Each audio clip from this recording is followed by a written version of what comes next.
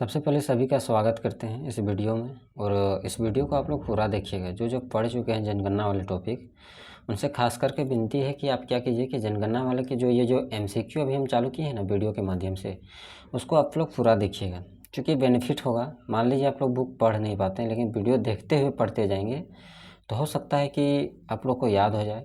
और सारा चीज़ यही इसलिए इस वीडियो को रिकॉर्ड किया जा रहा है ताकि आप लोग को जो है चीज़ों को याद करने में आसानी हो।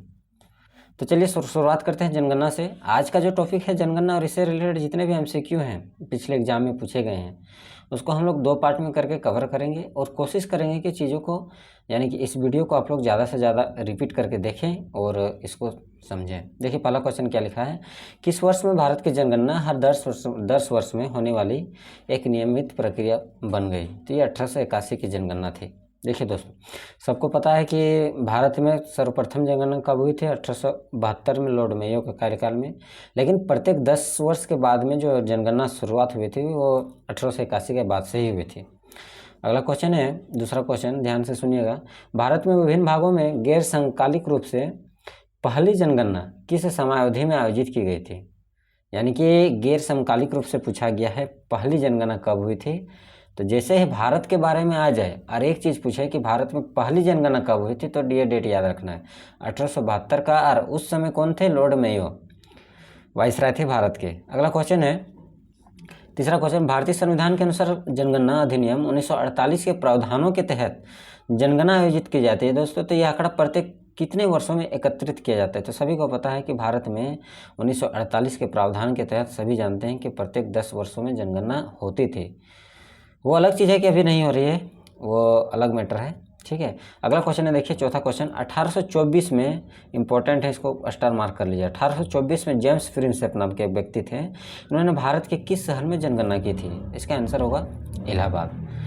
पांचवा क्वेश्चन, भारत में पहली असमकालिक जनगणना कब और किसने कराई थी? तो देखिए यहाँ पे नाम आ गया। पहली असमकालिक जनगणना सन 1872 में गवर्नर जनरल लॉर्ड मेयो द्वारा किया गया था। देखिए ये कम से कम हमको लग रहा है कि 6 बार पूछा गया है टीसीएस एग्जाम में, तो ध्यान से इसको याद करते हुए जाइएगा आप लोग। अगला क्वेश्चन है, भारतीय जनसंख्या के इतिहास में किस अवधि को एक महान छलांग माना जाता है? तो 1951 से 1961 को।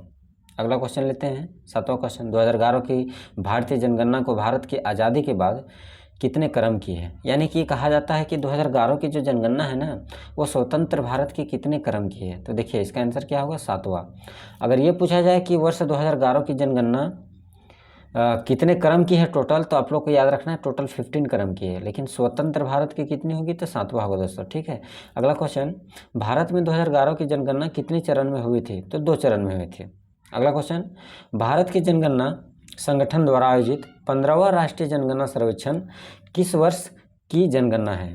तो ये 2011 की है। इंपॉर्टेंट पॉइंट है, ध्यान से इंपॉर्टेंट क्वेश्चन है। क्वेश्चन क्या है कि भारत की जनगणना संगठन द्वारा आयोजित 15वां राष्ट्रीय जनगणना सर्वेक्षण किस वर्ष जो है कि जनगणना है? मतलब साफ तौर पे पूछा है कि 15वीं जनगणना कौन से वर्ष की गई थी? तो सभी को याद रखनी है कि 1881 या 1872 के बाद अभी जो वर्तमान जनगणना चल रही है वो 15वीं थी 2011, क्योंकि 2011 के बाद जनगणना तो नहीं की गई है। 10वां क्वेश्चन, भारत की दशकीय जनगणना किस जनगणना अधिनियम के तहत की जाती है? तो जनगणना अधिनियम 1948 के तहत।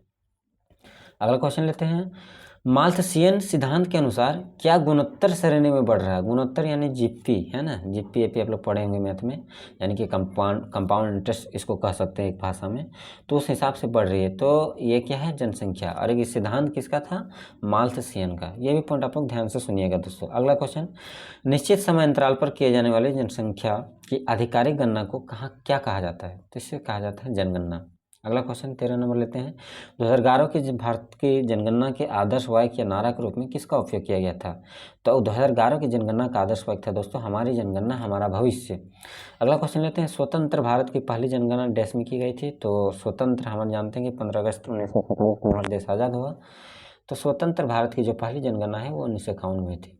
अगला क्वेश्चन लेते हैं, 15 क्वेश्चन, 2022 तक की स्थिति के अनुसार भारत दुनिया में सबसे अधिक आबादी वाले देशों की सूची में कितने नंबर पे हैं? तो देखिए दूसरे नंबर पे हैं 2022 की स्थिति के अनुसार कहा जाता है। और ये भी माना जा रहा है कि 2022-2030 आते आते भारत प्रथम स्थान पे आ जाएगा। दोस्तों ये जो MCQ आप लोग देख पा रहे हैं, ये MCQ दरअसल क्या है कि आप लोग जो टॉपिक पढ़ लिया ना, उस टॉपिक को हम एक वीडियो के माध्यम से आप लोग को रिवाइज करवाएंगे, ताकि आप लोग को दिमाग में सारा क्वेश्चन बैठ जाए और कम समय में आप लोग को रिविजन करने में आसानी हो। अगला क्वेश्चन, मानव जनसंख्या का वो अध्ययन जिसमें उनके आकार, संरचना और स्थान क्षेत्र में वितरण और प्रक्रिया जिसके माध्यम से आबादी में परिवर्तन होता है को डैश कहा जाता है। तो इसे जनसंख्याकी या फिर डेमोग्राफी ही कहा जाता है। यानी कि जनसंख्या के अध्ययन को क्या कहा जाता है वो पूछा जाए तो या तो डेमोग्राफी आप लोग को मारना है या फिर जनसंख्या की, दोनों एक ही चीज़ है, ये इंग्लिश में ये हिंदी में। अगला, जनसंख्या के, देखिए हम लोग पहले पढ़ चुके हैं, जनसंख्या के माल्थुसियन सिद्धांत के अनुसार क्या है?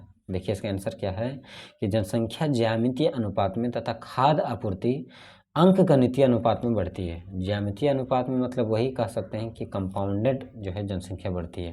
अगला क्वेश्चन दोस्तों, किस मंत्रालय के अंतर्गत जनगणना संगठन कार्य करता है? तो सबको इम्पोर्टेंट है, ये पॉइंट बहुत इंपॉर्टेंट है। गृह मंत्रालय के अंतर्गत जो है जनसंख्या नियंत्रण कार्य करता है।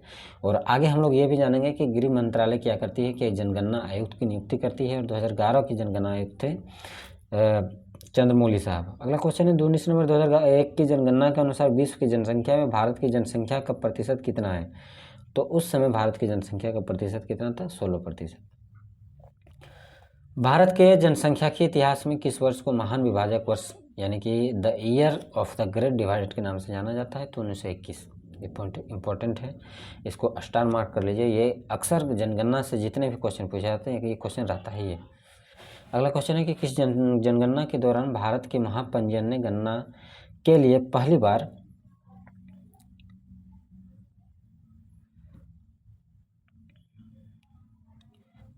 3 कोडों यानी कि पुरुष के लिए 1, महिला के लिए 2 और अन्य के लिए 3 प्रदान किए हैं? तो इसका आंसर क्या होगा? वही 2011।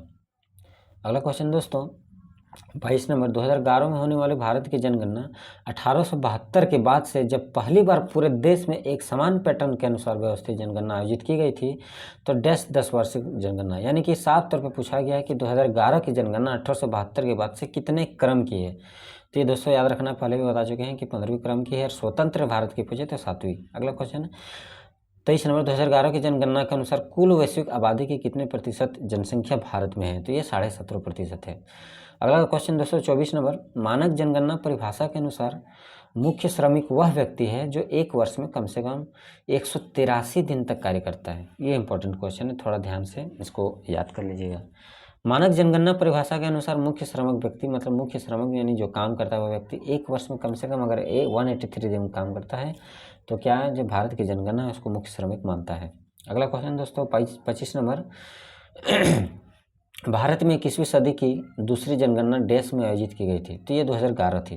अगला क्वेश्चन दोस्तों 26 नंबर, भारत की जनगणना 2011 के अनुसार राष्ट्रीय महिला श्रम बल भागीदारी क्या है? तो लगभग 25.51% राष्ट्रीय महिला श्रम भागीदारी है 2011 की जनगणना के अनुसार।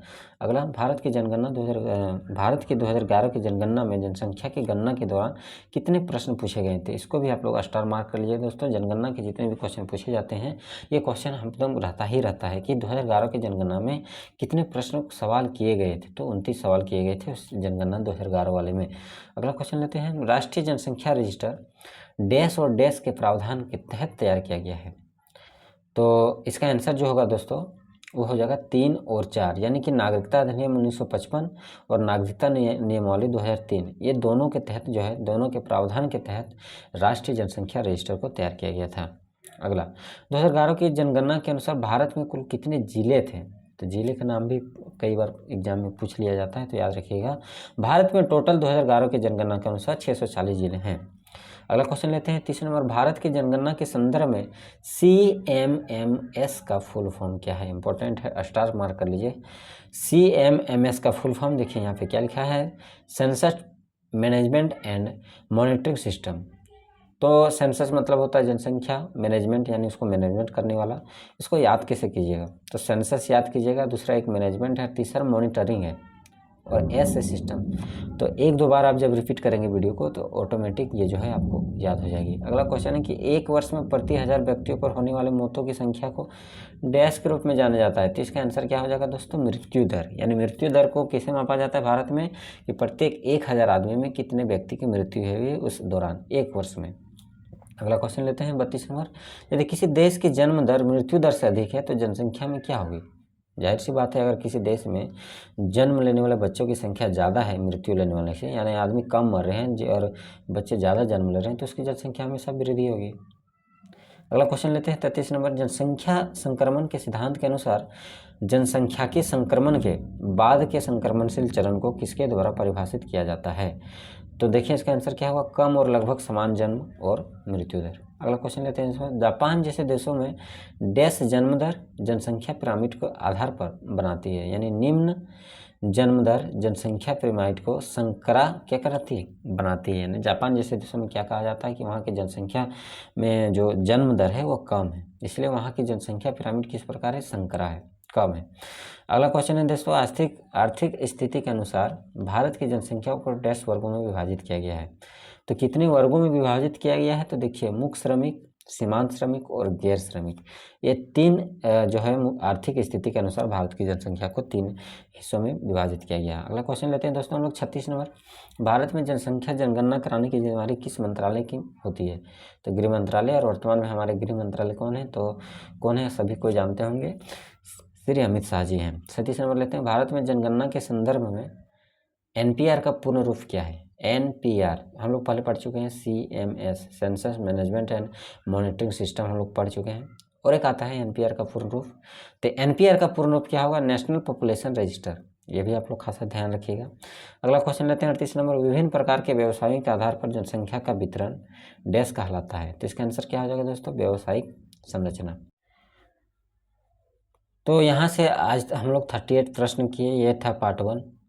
अगर वीडियो अच्छी लगी है तो आप लोग के लिए और वीडियो उपलब्ध कराई जाएगी, और ख़ास करके उपलब्ध अब डिजिटल तरीके से करवाई जाएगी। कोशिश जारी है, कुछ त्रुटियां हैं जो कि फर्स्ट टाइम यूट्यूब पे आ रहे हैं, यूट्यूब पे या फिर आप लोग के लिए जो भी है वीडियो बनाई जा रही है, तो थोड़ा समय लगेगा।